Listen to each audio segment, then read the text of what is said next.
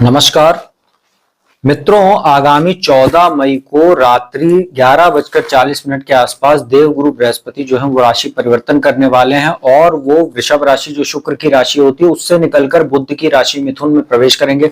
मित्रों, यहाँ पर बृहस्पति की स्थिति आपको समझने की आवश्यकता है क्योंकि यहाँ पर जो उनकी स्थिति रहेगी वो 14 मई से 18 अक्टूबर तक मिथुन राशि में रहेगी। 18 अक्टूबर को रात्रि 9:30 बजे के आसपास वो निकलेंगे और अतिचारी होते हुए, जैसे वक्री होता है उसको उल्टा कहते हैं, ग्रहों का चलना जो उल्टी चाल होती है, वैसे अतिचारी स्थिति होती है जब कोई ग्रह बहुत फास्ट मूवमेंट करते हुए तेज गति में अगली राशि में प्रवेश कर जाता है तो उसको अतिचारी बोलते हैं। तो 18 अक्टूबर को अतिचारी होते हुए देवगुरु बृहस्पति अपनी उच्च राशि कर्क में प्रवेश कर जाएंगे। फिर यहां से वो 5 अक्टूबर को पुनः उल्टा चलते हुए मिथुन राशि में आ जाएंगे दोपहर में 3:30 बजे के आसपास और फिर इस वर्ष के अंत तक वो मिथुन राशि में गोचर करेंगे। तो यह स्थिति आपको समझनी बहुत आवश्यक है।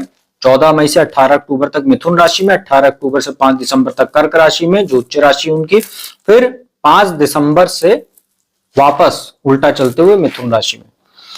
मित्रों, यह जो देवगुरु बृहस्पति का राशि परिवर्तन है इससे संबंधित जानकारी आपको 4 पार्ट्स में दी जाएगी। हर पार्ट में जो 3 राशियां होंगी उसकी जानकारी दी जाएगी। जैसे आज ये पहला पार्ट है तो इसमें शुरू की 3 राशियां मेष, वृषभ और मिथुन राशि पर देवगुरु बृहस्पति के राशि परिवर्तन का क्या प्रभाव पड़ेगा उसकी जानकारी दी जाएगी। बाकी की जो राशियां उनकी जानकारी आपको पार्ट वाइज आगे दी जाएगी।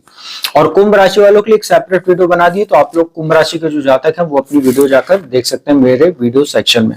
मित्रों, देवगुरु बृहस्पति जो होते हैं वो ज्योतिष के, वाणी के, बुद्धि के, संतान के कारक होते हैं। देवगुरु बृहस्पति जो है वो देवताओं के गुरु होने के साथ हमारे जीवन में गुरु जैसा उनका प्रभाव होता है। इनकी 2 राशियां होती है, धनु राशि, मीन राशि, और इनकी उच्च राशि कर्क होती है, साथ ही नीच राशि मकर होती है।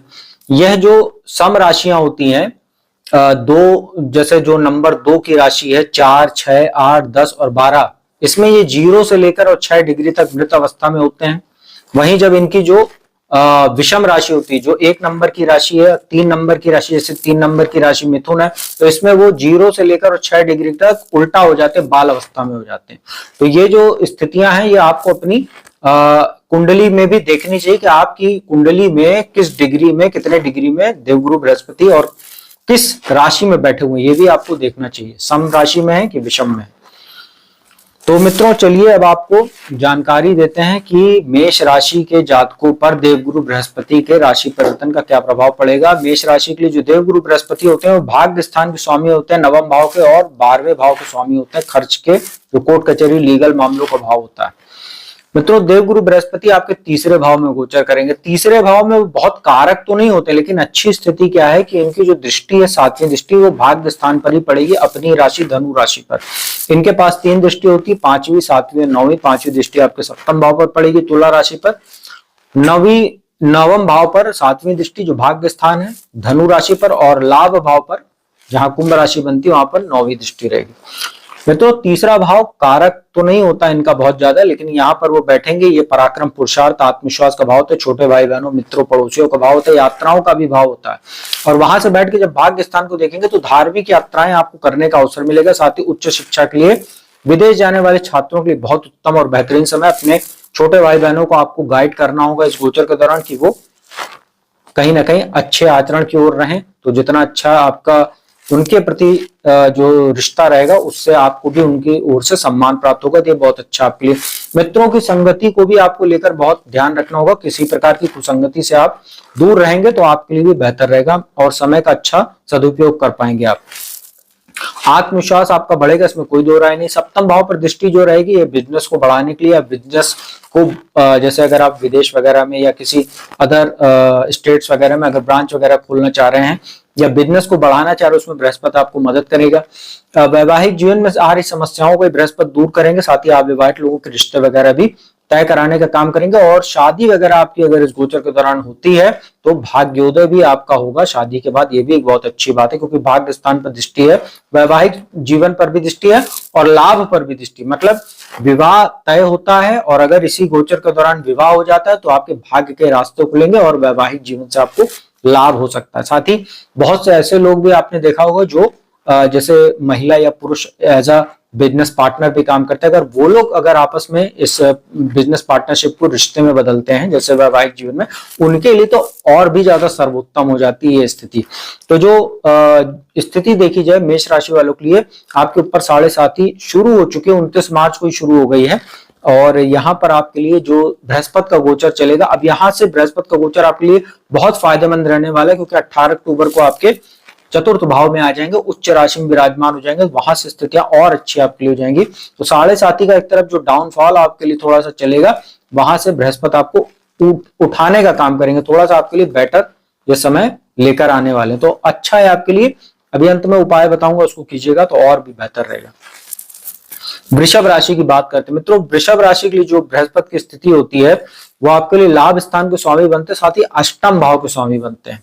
तो अष्टम भाव आयु मृत्यु का जो रहस्य होता है, जो ज्योतिष गुप्त विज्ञान तंत्र मंत्र ज्योतिष इन सब क्षेत्रों से जुड़ा होता है। साथ ही जो आपका लाभ स्थान होता है, जो इनकम का भाव होता है और कहीं ना कहीं मान सम्मान का भाव होता है, यश कीर्ति का, इन दोनों भाव के स्वामी होकर सेकंड हाउस में गोचर करेंगे। और सेकंड हाउस में बृहस्पति कारक होते हैं, क्योंकि बृहस्पति वाणी के भी कारक होते हैं और सेकंड हाउस वाणी का होता है। तो यहां पर बैठेंगे और उनकी दृष्टियां जो रहेगी, 5वीं दृष्टि आपके 6ठे भाव पर रहेगी, रोग ऋण शत्रु के भाव पर। अष्टम भाव पर इनकी अपनी ही राशि पर दृष्टि रहेगी, धनु राशि पर 7वीं दृष्टि। और जो 9वीं दृष्टि रहेगी वो आपके दशम भाव पर कर्म स्थान पर रहेगी। देखिए सेकंड हाउस में बैठेंगे तो वाणी आपकी काफी प्रभावशाली हो जाएगी। अब आपको यहाँ पर ये देखना कि बृहस्पति बैठे कितनी डिग्री में है। अगर यहाँ पर 0 से 6 डिग्री में है या 12 डिग्री तक अगर बैठे हैं तो बहुत अच्छा प्रभाव आपको नहीं मिलेगा। बाल अवस्था में रहेंगे, कभी कभी आप ओवर स्मार्टनेस या ओवर कॉन्फिडेंस के शिकार होकर कुछ ऐसा बोल जाएंगे सामने वाले से, या वाणी संबंधित अगर आप काम करते हैं तो जॉब वगैरह भी छूटने की स्थिति आपकी बन जाएगी। तो आप कभी कभी अपना ही सम्मान खुद ही खो लेंगे, क्योंकि ओवर स्मार्टनेस में कभी कभी व्यक्ति क्या बोलता है, कब बोलता है, कितना बोलता है, उसको ये पता नहीं रहता है और वो सामने वाले से कुछ ज्यादा ही बोल जाता है, जिससे स्थितियां बिगड़ जाती, बनता काम बिगड़ जाता। तो इसका आप ध्यान रखिएगा। अब यहाँ पर बृहस्पति की ओवरऑल स्थिति की बात करें तो ये कहीं ना कहीं परिवार में मांगलिक कार्य वगैरह कराने जैसी स्थिति भी पैदा करेंगे, इसमें कोई दो राय नहीं है। और प्रारंभिक शिक्षा के लिए अच्छा है। 6ठे भाव पर जो दृष्टि रहेगी तो यहाँ पर संचित धन के भाव में बैठे, दृष्टि इनकी 6ठे भाव पर। अगर मजबूत अवस्था में है, डिग्री वाइज मजबूत है, 12 से और कहीं ना कहीं 24 डिग्री तक है तो अच्छा है। तो आपके लिए कहीं ना कहीं रोग ऋण शत्रु को ये डाउन करेंगे, कम करेंगे। लेकिन अगर कमजोर है तो आपकी जो सेविंग है वो कहीं ना कहीं रोग वगैरह पर खर्चा होगी, फैमिली में किसी की हेल्थ खराब हो सकती है, उस पर खर्चा हो जाएगी, तो ये आपके लिए दिक्कत हो सकती है। प्रतियोगी परीक्षाओं आदि में जरूर सफलता आपको दिलाएंगे, कंपटीशन आदि में। अष्टम भाव पर दृष्टि, जो लोग ज्योतिष तंत्र मंत्र इन सब क्षेत्रों में जिनकी रुचि है, अध्यात्म के क्षेत्र में जिनकी रुचि, उनके लिए फायदेमंद है। अपनी राशि को देखेंगे तो आपकी आयु में भी वृद्धि करेंगे और दुर्घटना आदि के योगों में भी कमी करेंगे। और अगर आपको लीवर या किडनी जैसी संबंधित या कोई समस्या है, पाचन संबंधित समस्या, उसमें भी बृहस्पति आपको काफी राहत देंगे।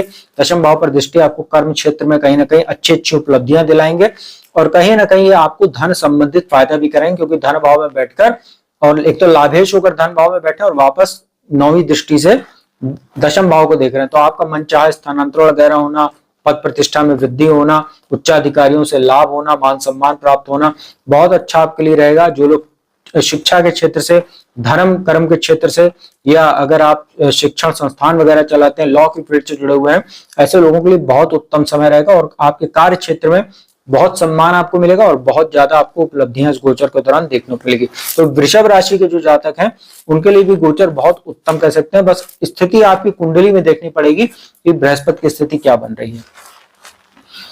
मित्रों, इस स्थिति के बाद, वृषभ राशि के बाद, अब इस वीडियो की जो अंतिम राशि है उसकी बात करते हैं, वो है मिथुन राशि, जिसमें बृहस्पति का गोचर होने वाला है। देखिए आपके लिए जो बृहस्पति होते हैं वो सप्तम भाव के स्वामी बनते हैं और दशम भाव के स्वामी होते हैं। मतलब वैवाहिक सुख और जो बिजनेस पार्टनर का भाव होता है, बिजनेस का भाव होता है सप्तम भाव, साथ ही दशम भाव कर्मेश होते हैं और लग्न में विराजमान है।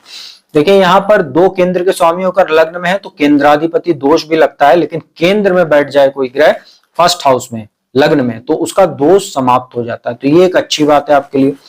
लग्न में बृहस्पति बैठकर पंचम भाव पर दृष्टि डालेंगे, जो शिक्षा संतान का भाव है। सप्तम दृष्टि सप्तम भाव पर रहेगी, जो वैवाहिक सुख और बिजनेस पार्टनर का भाव है, जहां पर अपनी राशि उनकी धनु राशि बनती है और भाग्य स्थान पर कुंभ राशि पर दृष्टि डालेंगे। देखिए लग्न में बृहस्पति बैठेंगे तो इसमें कोई दो राय नहीं कि मान सम्मान आपका बढ़ेगा, आत्मविश्वास बढ़ेगा, कहीं ना कहीं स्वास्थ्य वगैरह आपका काफी बेटर रहेगा, शिक्षा संतान में आपको विशेष सफलता मिलेगी, संतान की ओर से आपको शुभ समाचारों की प्राप्ति होगी, उसके कैरियर में तरक्की होगी। साथ ही अगर आप भी छात्र हैं तो आपको भी बहुत अच्छे अवसर ये शिक्षा के क्षेत्र में अच्छी उपलब्धियां दिलाने का काम करेगा। प्रतियोगी परीक्षाओं आदि में आपको सफलता मिलेगी।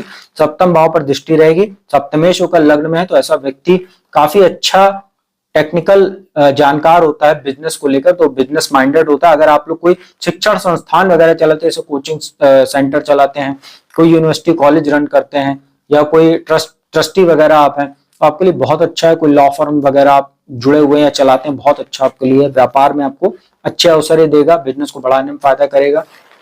बिजनेस पार्टनर की ओर से भी आपको अच्छा सहयोग मिलेगा, जिससे बिजनेस रन करने में बहुत सहायता मिलेगी। वैवाहिक जीवन आपका अच्छा रहेगा, आप विवाहित लोगों के रिश्ते वगैरह तय करने के लिए भी बहुत उत्तम समय रहेगा। और वैवाहिक सुख के बाद अर्थात विवाह के बाद भाग्योदय भी होगा, क्योंकि भाग्य स्थान पर भी बृहस्पति की दृष्टि है। तो अगर मिथुन राशि वालों के लिए देखा जाए तो ये गोचर बहुत शानदार आपके लिए रहने वाला है। और यह गोचर आपके लिए इसलिए भी शानदार रहने वाला है क्योंकि लग्न में बृहस्पति आ जाएंगे और आपके दशम भाव में शनि का गोचर चल रहा है। 3 जून 2027 तक तो अभी चल ही रहा है वो। तो ये दशम भाव में आपके लिए दो प्रभावशाली ग्रह का केंद्र में होना, ये आपके लिए उपलब्धियों से भरा रह सकता है ये समय काल। और 18 अक्टूबर तक तो अभी विशेष समय आपके लिए रहेगा। तो जो मिथुन राशि के जातक है आपके लिए भी बहुत उत्तम स्थिति बृहस्पति बनाने वाले हैं।